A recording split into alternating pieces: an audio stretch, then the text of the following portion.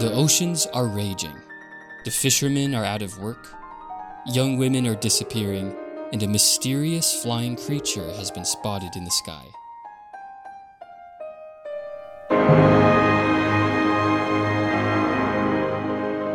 But far away from all of this, a young man named Keel opens his eyes one sunny morning in a quiet mountain village. The beginning of this long and epic story is not an ancient myth, but Tenshi No Uta, developed by Telenet and released in 1991 for the PC Engine. Whereas in ancient myths and epics, we read about the deeds of heroes and gods, in video games, we perform those deeds, and Tenshi No Uta puts the player at the center of their very own mythological experience, fighting against the forces of chaos in the name of order. To this day, Tenshi No Uta, meaning angel poem, has never received an English translation, either officially or unofficially, except for the third installment on the SNES, which has been translated by fans. Even in Japan, this game is an underground cult classic, and the recent Switch remaster appears to have been the result of a Japanese Kickstarter campaign to revive old Telenet games. In this video, I'll be looking at Tenshi No Uta 1 and 2 in close detail, setting my viewers up to be able to experience and appreciate the fan translation of Tenshi No Uta 3 for themselves. First, I want to thank all of my viewers for supporting this channel, especially my first monthly supporter on buymeacoffee.com. If you like what I do and want to become a Friends of Gnosis member, check out my pages on Patreon or Buy Me a Coffee to see your name here too. In Japan, some people see Tenshi No Uta as the origin of the Wild Arms series, as many of the developers and writers of Tenshi No Uta appear to have gone on to work on Wild Arms, including the composer Michiko Naruke. It's 1991, the year of A Link to the Past and Final Fantasy IV. In this same year, a little game named Tenshi No Uta is quietly released for the PC Engine console.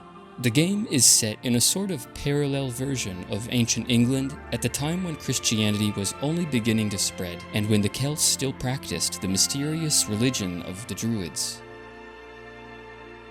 Many of the towns and kingdoms you visit are named after real places like Exeter, Portsmouth, and Stonehenge.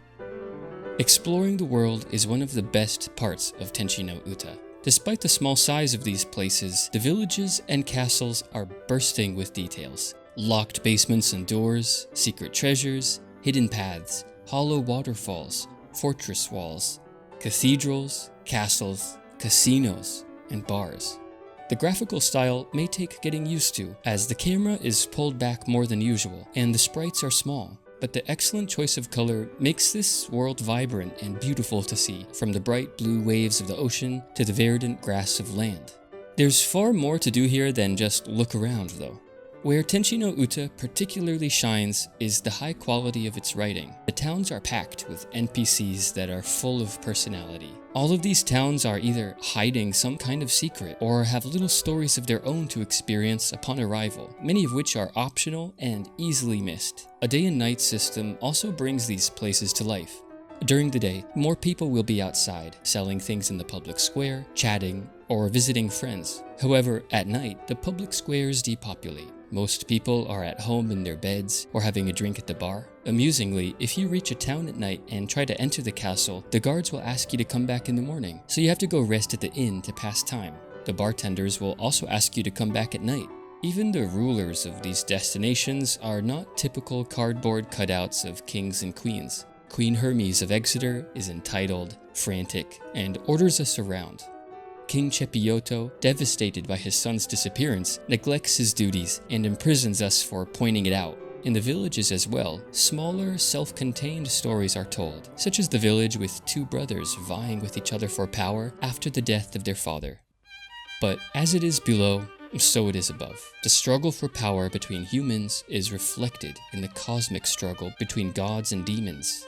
The battles can be absurdly frequent. However, two aspects make this battle system very tolerable, one being the speed of the battles themselves. When an encounter starts, the screen flashes very briefly, and then the monsters appear directly on top of the map without transporting us to another field. Most of the battles can be as short as 3 seconds, coming to an end as quickly as they began.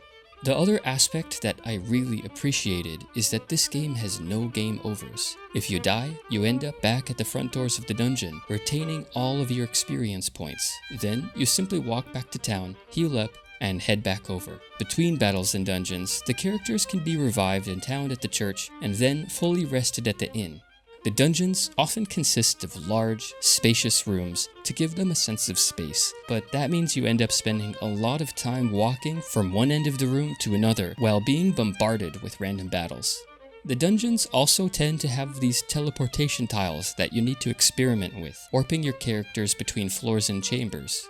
If you're not quite sure what to do, the game does offer little hints and keeps important details noted for you in a travel book. When you talk to characters and hear important information, a sound effect plays. Some of these key details end up being recorded in your notebook for future reference. Unfortunately, this brings me to the worst aspect of Tenshi No Uta, the inventory system. The space in each character's bag is extremely limited. Most of the slots are taken up by armor and weapons, and later, by the end of the game, the few slots you have left are mostly occupied by key items that you absolutely need and cannot get rid of. There were many times when I was supposed to receive an important item, only to be told that my hero's bag was full, so I'd have to move his items around to the bags of other characters, but their bags were usually full too. And yet, Tenshi No Uta kept surprising me with its charm, wit, style, and characterization. This video from here is going to be a detailed retelling of the story of Tenshi No Uta 1, followed by a briefer look at Tenshi No Uta 2. A young man is woken up in bed by his mother's voice. She reminds him that today is an important day, the day that he and his fiancée Claire are going to perform a ritual that all young couples must perform in order to be married. Pick the eureka flower blooming in a nearby cave and present it to the king. Keel, the young man about to be married, gets out of bed one day to say good morning to the villagers of his town and, more importantly, to pay a visit to the house of his fiancée's father.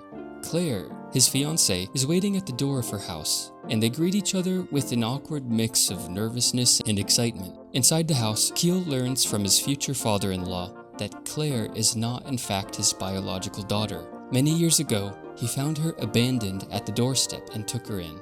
Later, Claire, who doesn't know this about herself, meets Keel in front of his house to begin their pilgrimage with the blessing of their families, and under the brilliantly shining sun, they set off. 今日からお前も大人の仲間入りだな。気をつけていくんですよ、ケアリ。はい、行ってきます。ありがとう。クレア。ケール。待たせたね。We quickly reach a town with a stone wall and a large cathedral. The cathedral is gorgeous to look at, with stained glass windows and treasure chests to open. After buying some equipment, we learn that we can't rest at the inn because the innkeeper is grieving the death of his wife and hasn't shown up for work. We find him at the graveyard, sobbing in front of her tombstone, and let him know that people are worried about him. This brings the innkeeper back to his senses, and he returns to work. But prior to going there to rest, we grab this sword dropped by a nearby grave, then stay one night at the inn for free. In the morning, we reach the cave where the eureka flower grows, open some chests, and find the flower in the back of the cave. With the flower in hand, we head over to Cork Castle to complete the ritual, only to be attacked by Kaimu, a mysterious flying creature. Kaimu obliterates us in battle.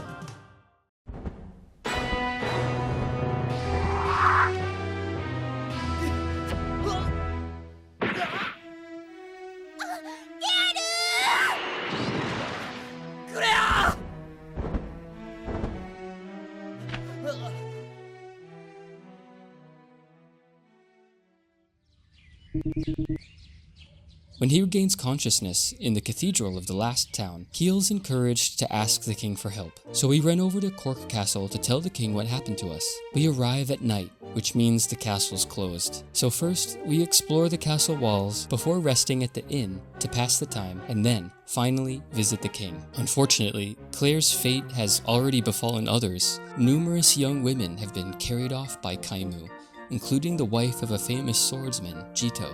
For now, all the king's able to do is write us a letter of recommendation to the wizard Buzin, who may know what to do. On the way to the mage village, we reach Minato, a port town, and meet Jito the swordsman at the bar. We find out that his partner Sarah has also been abducted by Kaimu. Keel wants to work together, but Jito calls him an idiot, since neither of them know where to begin looking. We go to the inn, rest in our room, and discover the next morning that our wallet's been stolen overnight. All we can do is ask around town if anyone saw anything suspicious. Slowly, we gather clues and narrow down our suspects to Neil. He denies everything, but later we talk to his wife about their financial struggles. Neil's a fisherman, and the seas have been too violent to go fishing. By now, Neil has left the bar and gone to hide by the fountain. Once talking to him, he runs home, and we find him standing out of sight at the second floor window.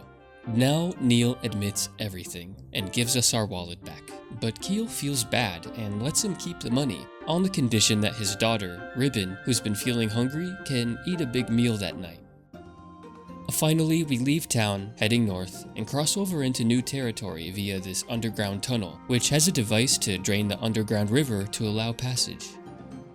Back on the surface, we reach the mage village, where the wizards are eager to show off their cool tricks. Buzin also receives us into his house, but rejects our request for help at once. He's got more serious problems, like the fact that the sea god, Mananan, has lost his power and the oceans are raging.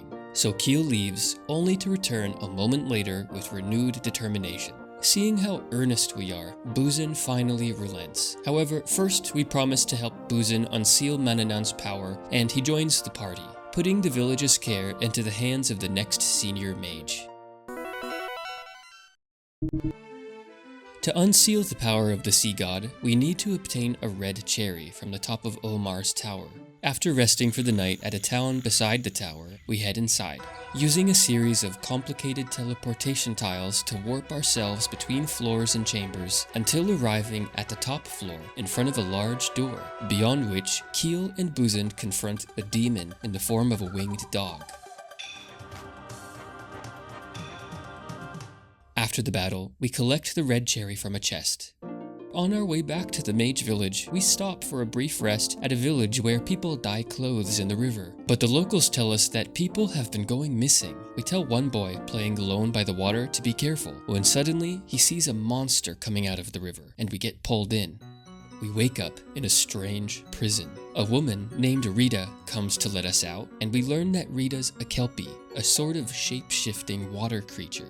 Rita is the daughter of the chief of the Kelpie tribe, and she thinks her father is being controlled by a strange crystal ball. He's been imprisoning humans for polluting the river, and when he finds out that Rita's letting humans go, he fights us. Once defeated, the distraught Rita vanishes with the other Kelpies, and the humans warp home. We return to the mage village, where the wizard in charge shows off his new trick of levitating a rock. When ready, Buzin teleports us to the island of Mananan. In his temple, we discover that Mananan's power has been sealed by a white witch and her flying serpent, whom we battle. However, Mananan is being harassed at the same time by a six-eyed sea monster. After defeating all of them, we use the red cherry to unseal Mananan's power, allowing the sea god to put an end to the global ocean storm. Having helped Buzin, he keeps his word and stays in our party to help find Claire, but we'll need a boat. So we head back to the port town of Minato and find out that Neil's been able to continue fishing. To express his thanks, Neil helps us get a boat, but there's more. Jito's still in town, and he wants to work together. He obtained information that Sarah and Claire may be prisoners in Bangor Tower. Together, we sail to Pembroke, a lively merchant town with a snake charmer in the public square and a young musician, practicing during the day and performing at night. Below the bar, we can do some gambling by spinning the Wheel of Fortune, flipping cards, or by playing this snake minigame where the snake needs to eat all of the orbs without trapping itself. Afterwards, we continue our journey toward Bangor Tower, but its entrance has been sealed by powerful magic. Buzin thinks that the Celtic people must know how to enter, At the nearby Montgomery Castle, we decide to ask the king. Outside the castle, a young girl named Enya is also looking for help. Turns out, Enya wants to get into the tower as well, but she can't fight off the monsters. And fortunately for us, she's a Celt and knows how to lower the tower's magical barrier. Enya's the granddaughter of her village's chief, who's been having visions of some kind about the fate of the planet, and mentions the name Princess Claire. We ask her what she means by this, but then she changes the subject. Inside the castle, we find a mysteriously locked door that none of the keys we have can open, and the king tells us an old legend that a bridge connecting heaven and earth may be opened by unsealing the power of the 4 high crosses which are hidden around the earth. Once heading back to Bangor Tower, Enya lowers the magical barrier, we go inside and start exploring. In the basement, we find a floating orb that heals the party, and while being healed, Keel hears a voice telling him to open the bridge to heaven by unsealing the power of the 4 high crosses. Elsewhere in the basement, we find Sarah, Jito's wife, and other women trapped by the forces of darkness. However, Claire's being kept at the top of Bangor Tower. We access the top by turning this statue, which changes the floor that a certain staircase brings us to. Then, we warp ourselves to Kaimu's lair. We fight, defeating him, only to be faced with a more powerful enemy in the next room. After the battle, we reunite with Claire, who's feeling as confused as we are.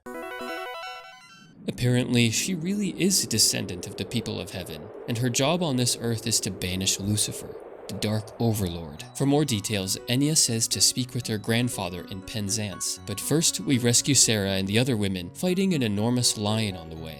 Once Jito and Sarah are reunited, he immediately leaves the party.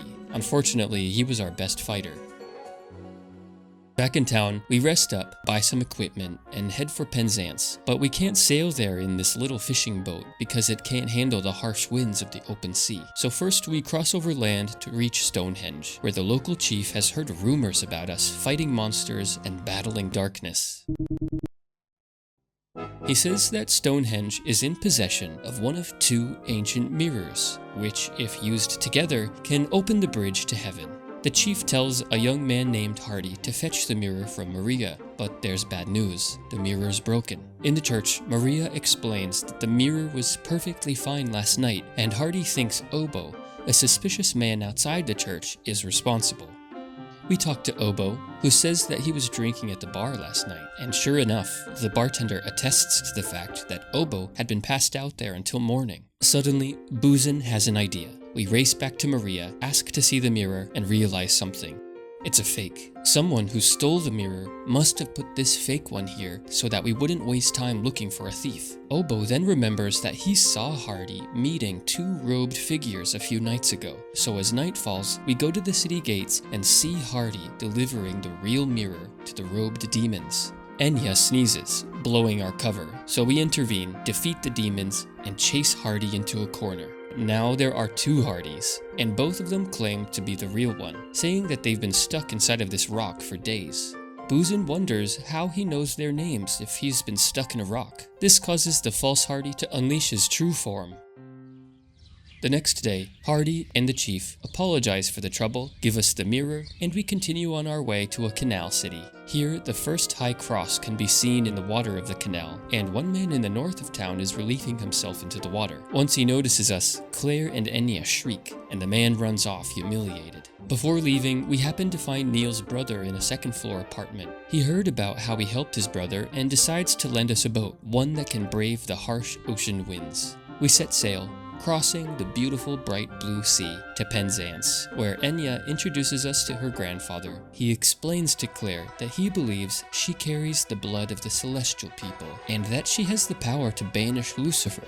We learn more about the 4 high crosses, and that in a nearby castle, the Queen of Exeter is in possession of the second mirror, which we need to summon the bridge to the celestial realm. However, Exeter is a complete wreck after being attacked repeatedly by a demonic giant from the mountains, and the Queen has a nasty attitude, expecting Keel and the party to have shown up for the purpose of serving her. She refuses to be asked about the mirror until Bluto, the giant, has been vanquished. We rest in the castle as guests, then go to the mountains, where soldiers from Exeter have set up camp.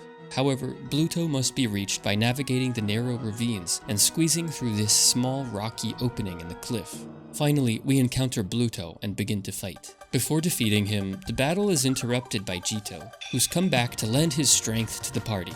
Now, with Jito's sword, we finish the fight, vanquish Bluto, and report to the Queen of Exeter, who completely forgot that we had wanted anything in return. However, she eventually gives us the second mirror, and feeling triumphant, we make our way back to Enya's grandfather, using a special purifying water to avoid random encounters. But when we arrive, we find Penzance in flames. Everyone in the village is either gone, dead, or dying, while Enya's grandfather lay on the floor of his hut, suffocating from the smoke, unable to move, and waiting for the flames to consume him. We try to help, but too late. With his last words, he tells Claire that being able to hold both of the mirrors is proof that she's a celestial being. Closing his eyes, he takes his final breath and dies.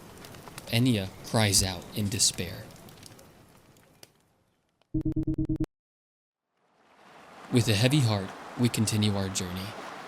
Now that we have both mirrors, our task is to find the Angel's Whisper, which Claire is able to use to unseal the power of the 4 high crosses. The only clue we have as to the location of the Angel's Whisper is that the king of Chepiyoto Castle is said to have it, but where that castle is, we're not too sure. Passing through a cave where an old man lives in isolation, we find ourselves in a town of thieves. After leaving, the next village we reach is a fake village, with the real one being hidden in a forest so that the thieves nearby don't find it. We head north to the colder region, rest in a snowy village, and keep exploring, finding a small town where 2 brothers are fighting over who's to become the next mayor after the death of their father. Neither of them want to compromise, but their father's will is uncovered in the basement, naming one of the brothers as the mayor. The other brother, who wasn't chosen, loses his will to live, and when they discover in town that a house is on fire with a young child inside, the losing brother runs inside, not having anything to lose.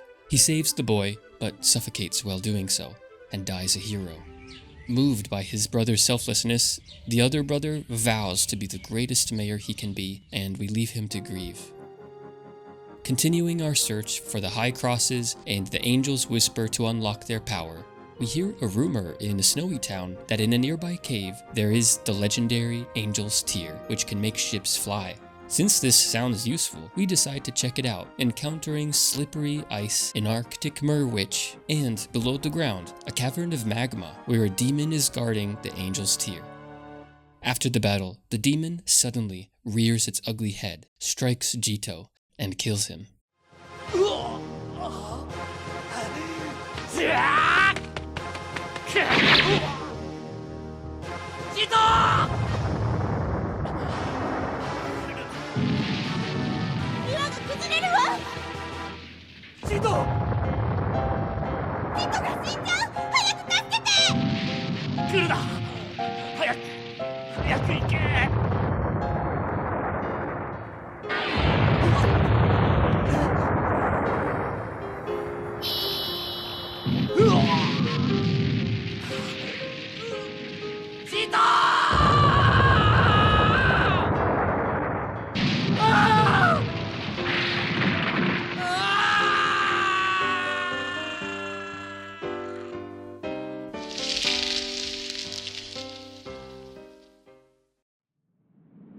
Keel and his 3 magic-using partners must continue their journey while grieving. Eventually, we find our way to an island village of shipbuilders, where a man knows how to use the Angel's Tear to make our ship fly. So now we have a flying ship, literally, a ship that flies. This makes it much easier to continue our search for the 4 high crosses, as we no longer have to spend any time fighting. Finally, we discover Chepiyoto Castle and speak to the king, but our timing's bad. Children in the kingdom have been going missing, including the king's son. Buzin's losing patience with all the nonsense of finding Angel's Tears and whispers and mirrors and high crosses, and tells the king that we've got more important business at hand. Naturally, the king is shocked at these words and throws us into the prison. That night, Buzin magics us out of the cell, and we go into town to learn that the prince's dog has been seen lingering around the forest. We find this dog and follow it into the woods, deeper and deeper, until encountering a magical stump that transports us to the land of fairies, where the prince and other children have gone to see their deceased relatives. The prince refuses to leave his mother, but she encourages him to be brave, and he goes back. At the castle, the king is overjoyed at the return of his son and orders his men to bring us the Angel's Whisper at once. At last, Claire can get around to unsealing those high crosses, which are hidden very well. One high cross is behind a secret waterfall. One is in the canal of the busy merchant town, which requires the use of a key, but the canal operator has lost the key, so we run around town helping him look for it until finally we're able to drain the water. Another high cross is in the basement of Montgomery Castle, and the last high cross is perched atop a little hill, though it's guarded by a young woman who's afraid of bugs, so we have to borrow a caterpillar from the local bug collector to scare her away. With all the high crosses unsealed, Claire is able to use both mirrors to open a bridge to the celestial realm, which we can reach from one of the many shrines that are scattered around. In the celestial world, we make our way toward the heavenly kingdom, but to enter, we need to remove Keel's earthly armor and equip the heavenly armor that we find laying around. Then we can explore the celestial city and finally enter the celestial hall, meeting Claire's mother, Maria. ずっとあなたを見ていました。もっとよく顔を見せて。 Maria explains that only Claire is able to banish Lucifer by using the heavenly necklace. ママに挑むのです。 Lucifer is waiting for us in the Temple of Darkness, surrounded on all sides by steep mountains. As we venture into the temple, we encounter all of the bosses that we fought previously and fight them again, one of which is at the center of a massive silver web. Once reaching the deepest chamber, we find Lucifer, and in an epic fight, we weaken him enough so that Claire may use the heavenly necklace and banish him to hell.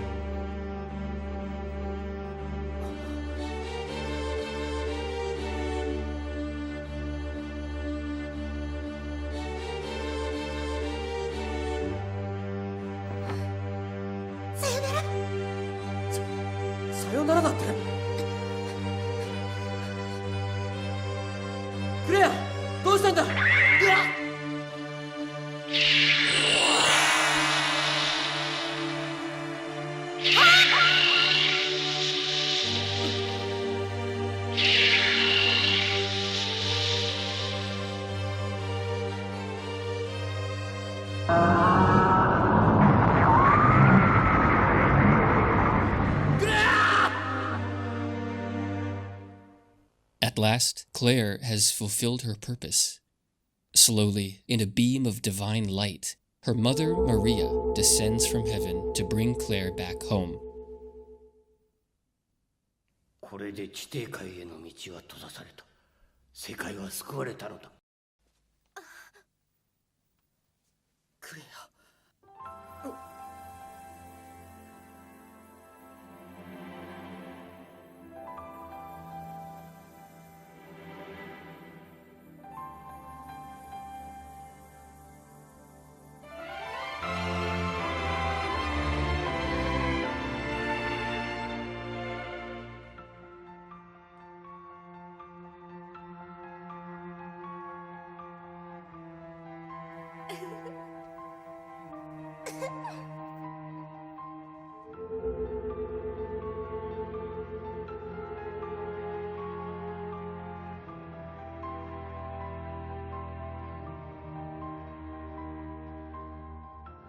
Holding Claire like a child, they leave, leaving Keel behind, who can do nothing but watch. 青年よ、悲しまないでください。娘は地上での使命を終え天に帰る時が来たのです。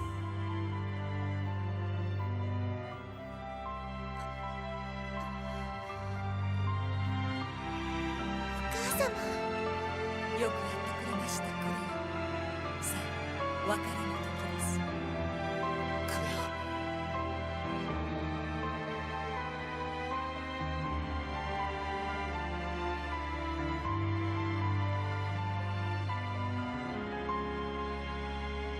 クレア。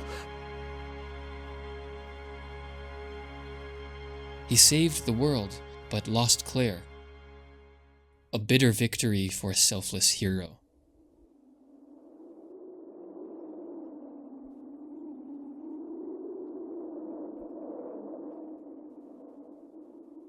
ケアル。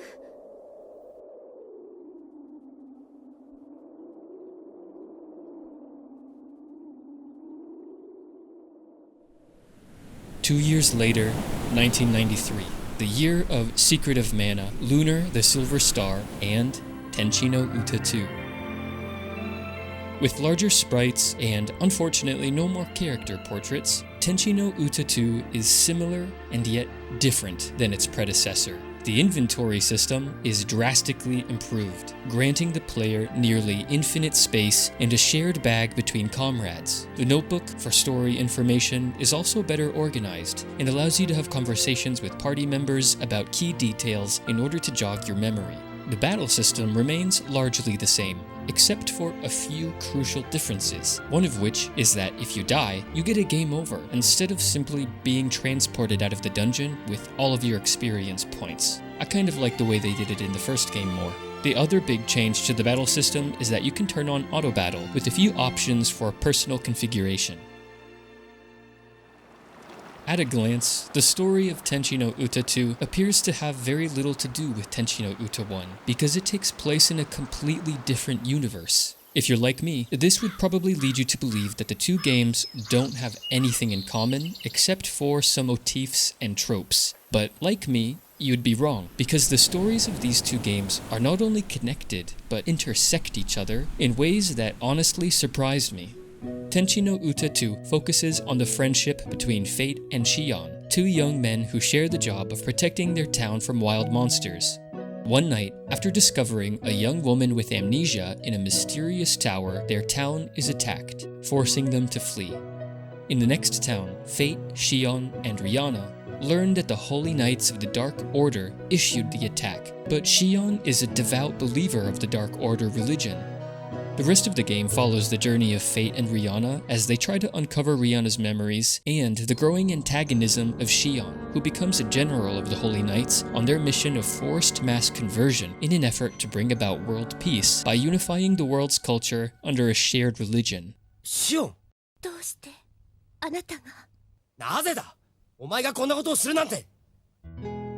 Fate and Rihanna keep getting in Shion's way, and eventually they meet a powerful knight who turns out to be the father of Fate, who abandoned him as a baby. But neither of them know this until Lamia, the high priest of the Dark Order, tricks Fate into killing his father, which completes a blood sacrifice, requiring a son to shed the blood of his father.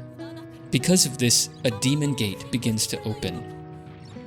However, Fate throws a legendary sword into the portal, causing it to collapse and opening up a dimensional rift, dragging them into another world.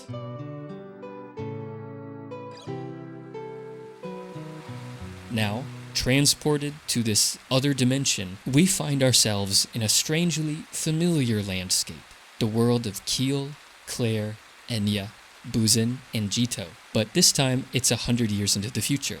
Enya, now an old woman, informs us that despite Lucifer's banishment, their world has been cursed by Lucifer cells, which need to be destroyed. And the first step to doing so is by picking the Eureka flower in a nearby cave and taking it to the top of Omar Tower. As we're leaving, we cross paths with a hooded figure. Still a young man, Kiel's exposure to Lucifer cells 100 years ago has caused him to live forever. Not only did Kiel lose Claire, but he's been forced to watch his loved ones pass away and the world slide into corruption. He's traveling with Shion, who started doubting his convictions about the Dark Order and wants to set things right. While going to get the Eureka flower, we meet a young boy who's the great-grandson of Jito and take him along with us. Keel's been watching out for Jito's descendant and tells Fate more about Lucifer's curse, along with the fact that once the Lucifer cells are destroyed, Keel's body will begin to disintegrate. At the top of Omar's tower, we confront Lamia, who's injected himself with Lucifer cells, and his underlings, who've also been injected, are mutated and growing into his body.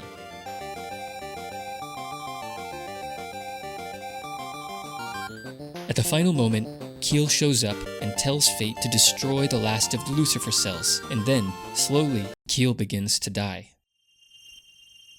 お前に頼みがある。お前のひいおじいさんが使っていた剣がオーキルの洞窟に眠っている。それを手にし、僕とクレアが大好きだったこの地上界を守ってくれ。フェイト、イアーナ、ティアラ、そしてアレフ、ありがとう。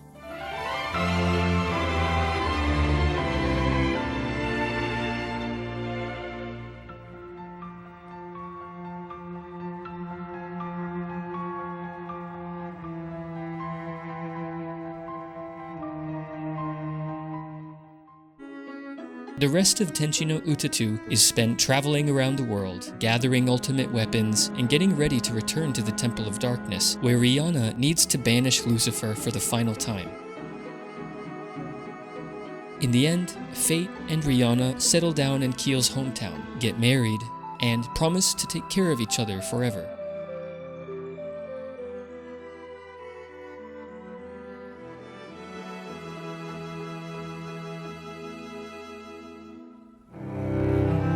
At the time of Keel's death in Tenshi no Uta 2, does Claire even remember Keel? A Japanese blogger who played this game wrote, "As Keel cries out in anguish at the end of Tenshi no Uta 1, Claire just smiles, like she's forgotten about him." Despite saving the world, Keel is not rewarded. The angels of heaven in this game are meant to be the image of the good, but divine goodness is impersonal.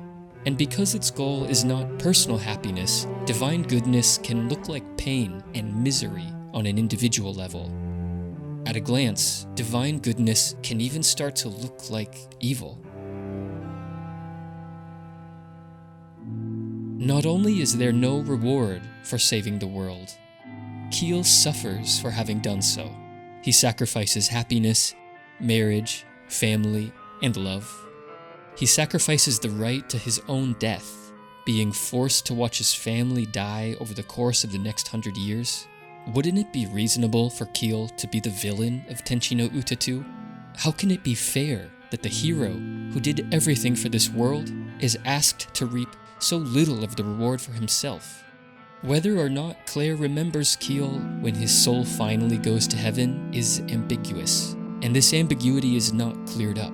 Claire went up to heaven as herself, but Keel is disembodied, ascending silently into the sky as a ball of light, where Claire receives it, as if catching a firefly.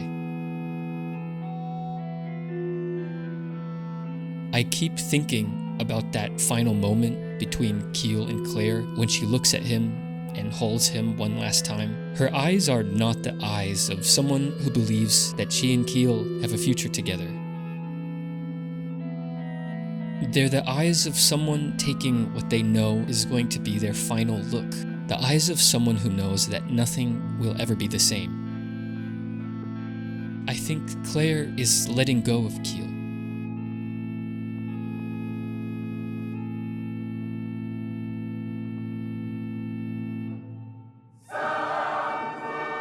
Whatever the case may be, Fate and Rihanna get the happy ending on Earth that Keel and Claire deserved originally. In a way, Tenshi no Uta 2 is a strange mirror of the first game. Fate and Rihanna perform many of the same events as Keel and Claire, but under different circumstances, and the sacrifices made by Keel and Claire make possible the future happiness of Fate and Rihanna. Like many classic stories, Tenshi no Uta 2 ends with a wedding. a classic symbol for unity and order. There are no dark clouds in the sky, no dark omens on the lips of prophets. Just like the consequences of evil can be delayed, so too the reward for the good we do may be reaped by other people. But maybe that's just how the world works.